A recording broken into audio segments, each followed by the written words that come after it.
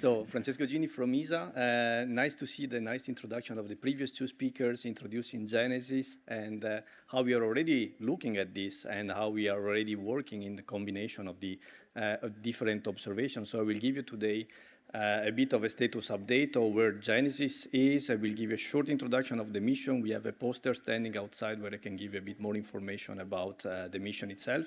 But today I want to focus mostly on the status of the development and the testing of the GNSS receiver we have on board. This is a joint presentation done by ISA. I want to acknowledge my colleagues Mark Van Kins and Tim Springer, who did the data processing, and my colleagues from the company Space PNT, Michele Scotti, who's actually responsible and in charge of the receiver, and they did the hardware development.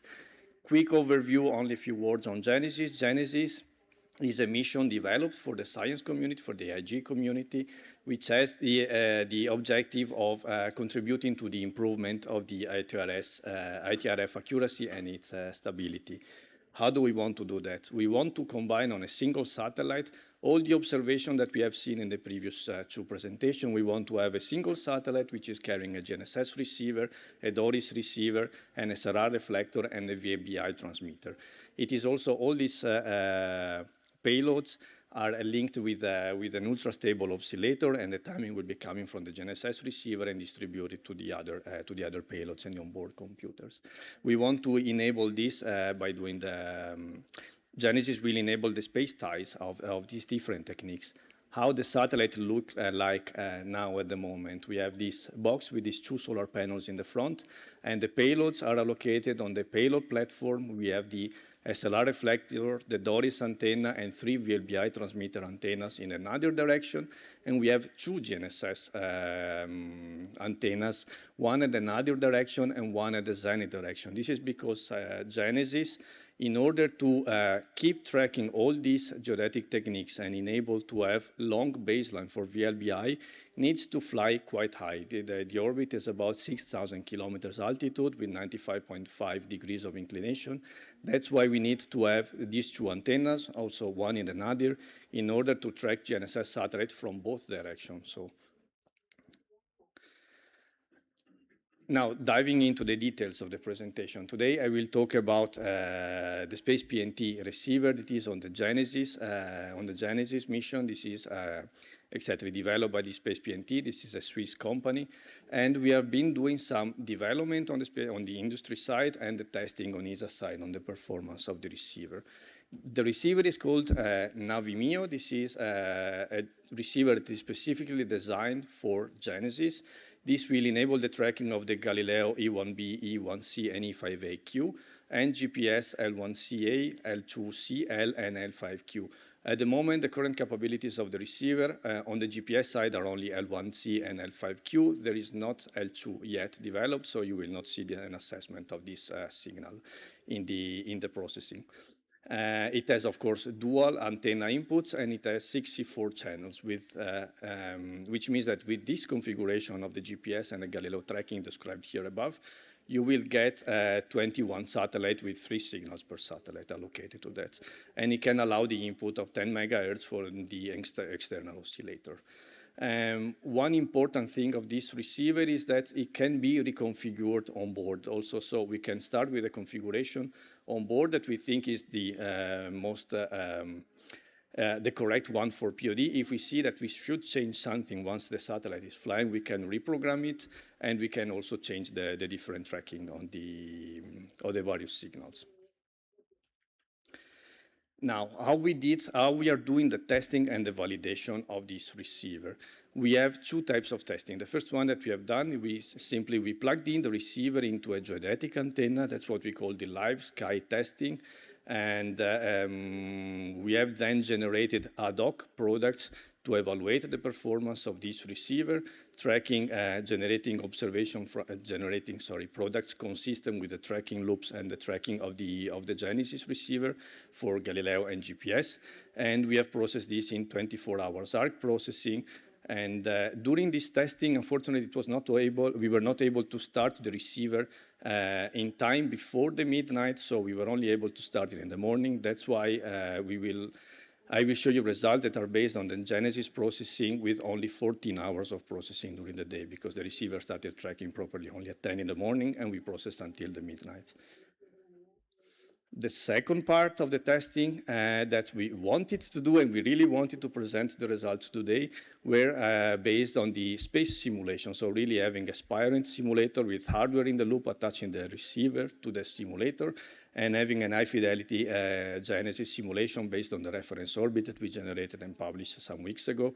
And also there have GNSS products in line with the tracking.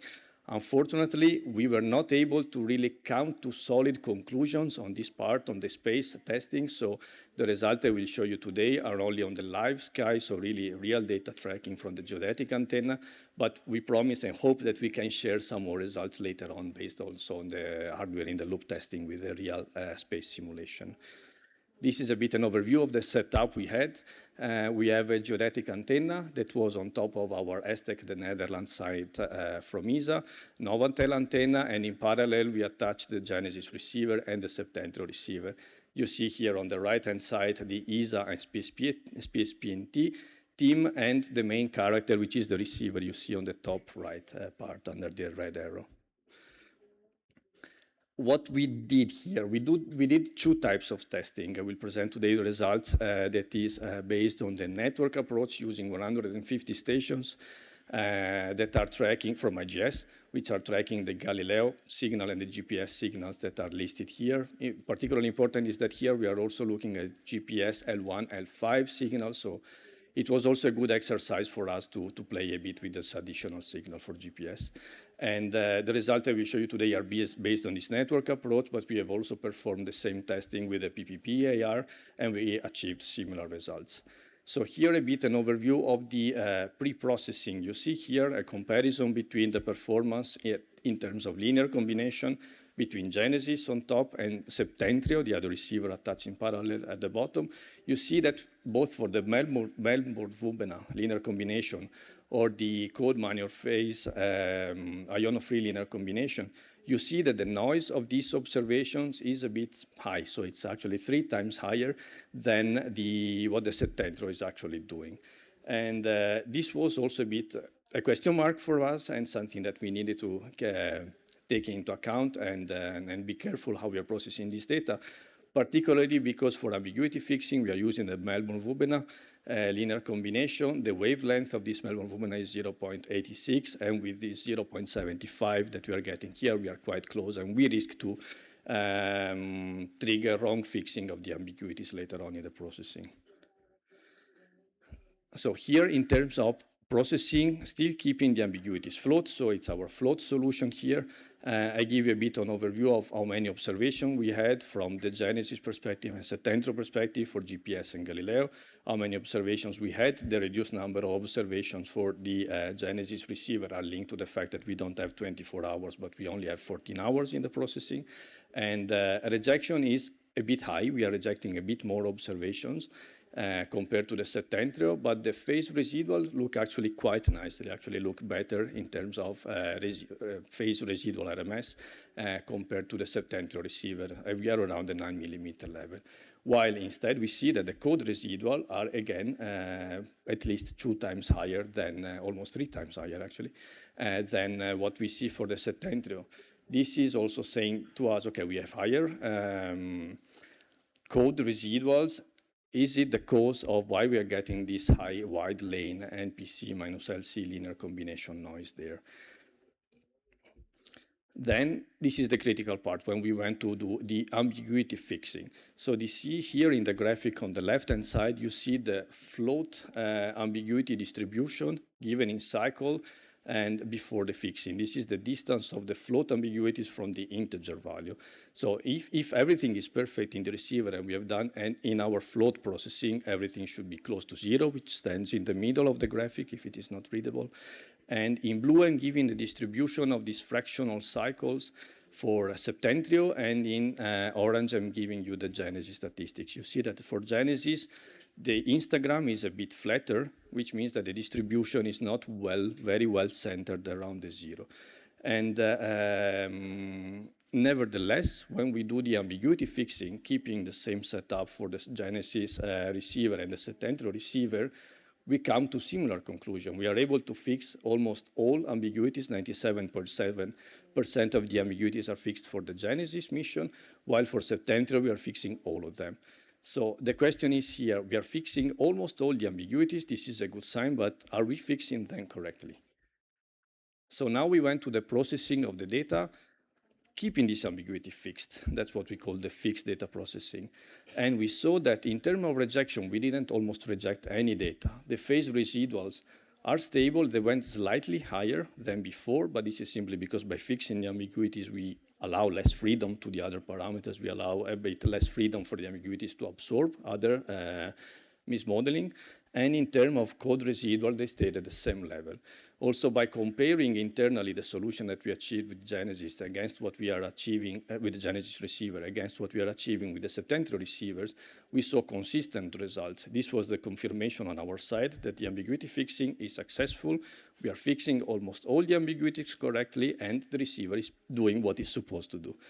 And this is the result, again, of processing these 150 stations all together in a network approach, including also these two receivers. At PPP AR level, we achieved similar results.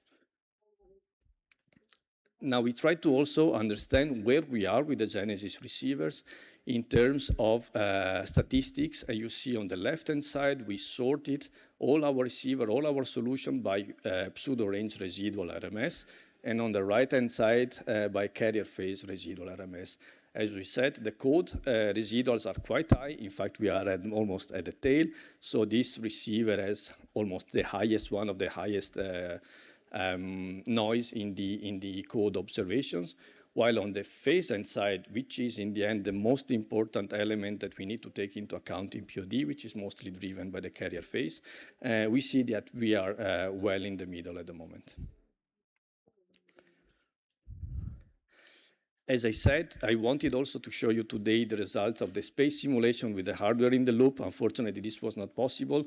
We ended up trying to debug more the simulator than the receiver itself. This is the typical difficulty that we have to align all the input to the simulator, and in the processing side, we have to have matching element and not inconsistencies there. It was actually a savior to do the ground testing where we saw that the receiver has no problems there, so we can go back to our space simulation and refine there and try to adjust whatever is wrong in the setup of the simulator. I'm not blaming the simulator here, I'm blaming the configuration of the simulation and on our side, and also to make it consistent with our processing on our hand. And I hope that I will be able to present soon to the geodetic community the status also of Genesis, the performance in orbit. So coming to the conclusions, the Genesis receiver, based on the live testing, live sky testing, is tracking for Galileo, is tracking E1b and E1c, but there is not much data from the IGS network on E1b. That's why we recommend that this receiver is actually tracking E1c.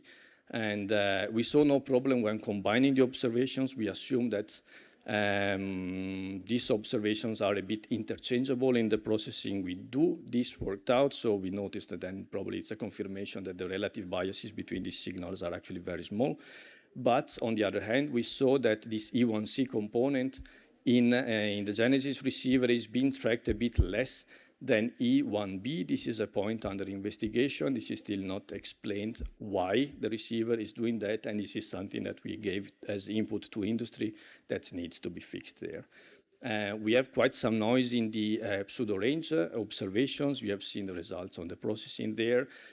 This is not a problem, apparently, from the ambiguity fixing point of view and the processing itself, but something still that we need to investigate. Important point here is that the carrier phase performance is extremely good, and it is fundamental for POD, and the POD and also the integer ambiguity resolution is successful for almost all the ambiguities here. The next steps are an assessment of what I just said, so reevaluate the points that we identified in the live sky test, do a reevaluation and assessment of the space scenario, and let industry finalize the implementation of GPS L2, and then do another assessment there. Important thing here, we want to give also this data to the scientific community, particularly to the Genesis science exploitation team, to do an independent assessment of this. First, we want to make sure that we are not giving you wrong data or bad data, and we want to hear your opinion. So thanks a lot for your presentation. You will find the poster outside and other information in the slides. Thank you.